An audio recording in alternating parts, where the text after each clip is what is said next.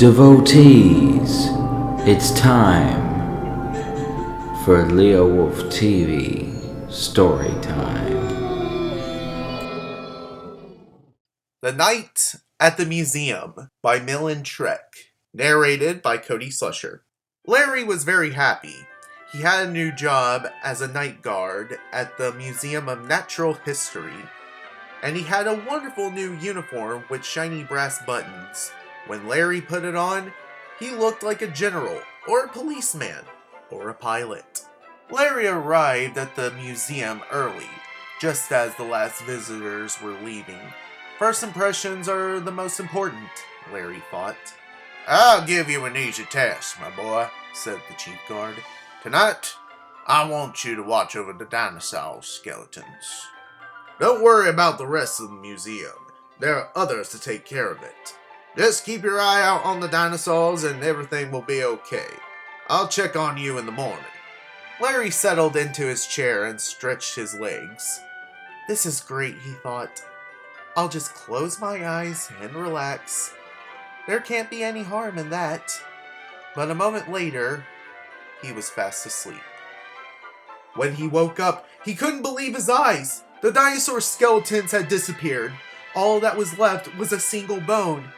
He grabbed it and rushed into the corridor. Another guard was there. Help! Help! We've been robbed! The dinosaurs are missing! Larry shouted. Calm down, there's no need to get excited. The guard comforted him. They're probably around somewhere. Sometimes they wander off if you're not careful. Dinosaur skeletons wandered off? Larry exclaimed. There was definitely something wrong.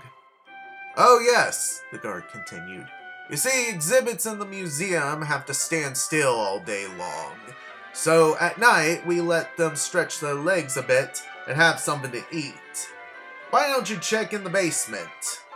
The dinosaurs don't eat, of course, but they will watch the food being unloaded.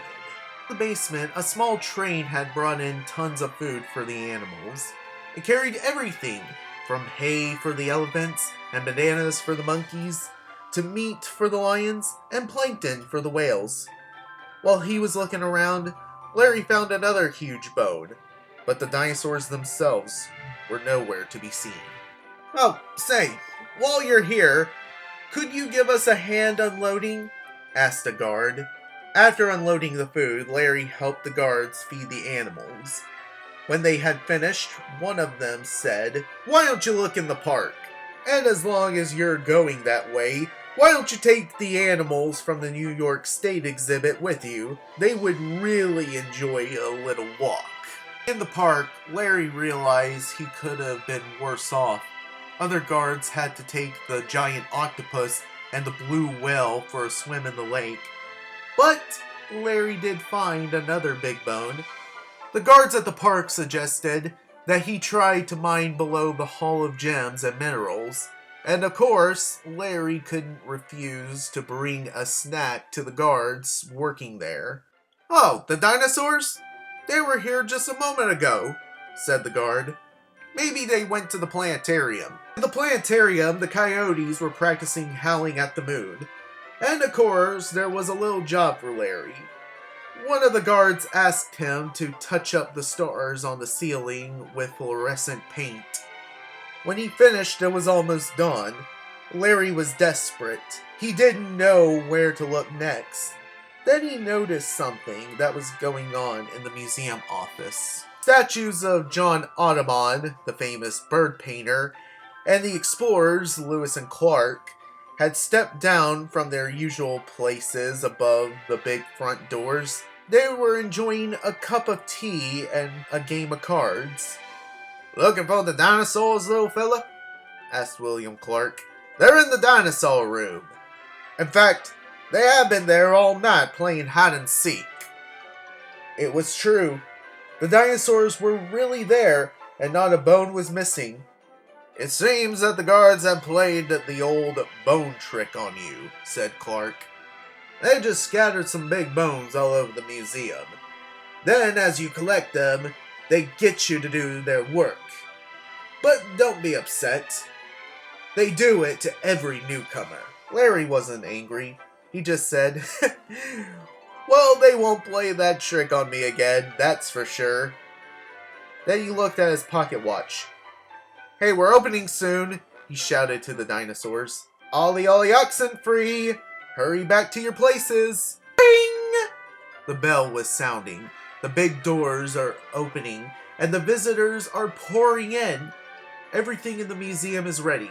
Dinosaurs, insects, stars, minerals, whales, elephants, all fresh and rested. But the night guards are exhausted. They are ready to go to bed. "You did well tonight," said the chief guard. "Not that you had a tough job napping among the dinosaurs.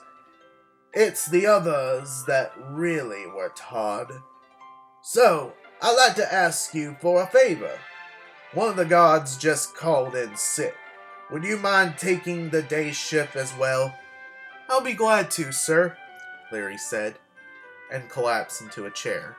So, if you see a guard asleep when you visit the museum, don't wake him up. He might be recovering from a very difficult night. The end.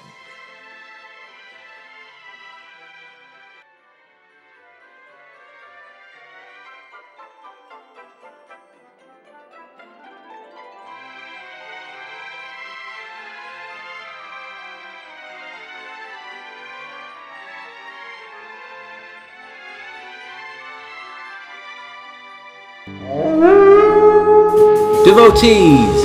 If you like this video, please like, share, and subscribe, yada yada yada. Farewell wherever y'all fare. May God bless, and I'll see y'all next time on Leowolf TV.